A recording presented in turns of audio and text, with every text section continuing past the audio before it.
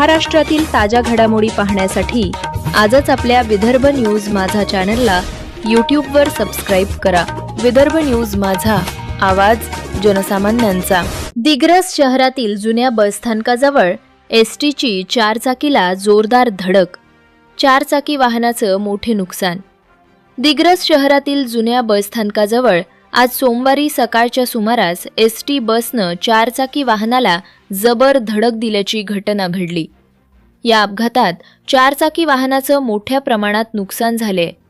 मिळालेल्या माहितीनुसार Digras आगाराची Arni Digras ST bus क्रमांक MH06 S8926 च्या चालकानं भरधाव व निष्काळजीपणे एसटी बस चालवीत चारचाकी वाहन क्रमांक MH27 BV1606 ला जोरदार धडक दिली।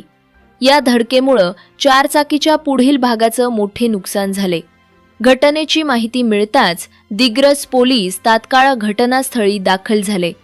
पोलिसांनी दोन्ही वाहनं ताब्यात घेऊन पोलीस ठाण्यात जमा केली असून प्रकरणाचा पुढील तपास सुरू आहे।